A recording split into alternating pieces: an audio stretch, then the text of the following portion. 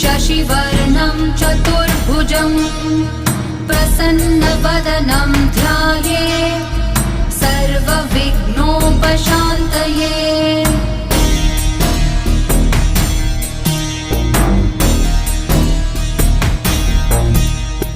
शान्ताकारं भुजगशयनं पद्मनाभं सुरेशं विश्वाधारं गगनसदृशं मेघवर्णं शुभाङ्गं लक्ष्मीकान्तं कमलनयनं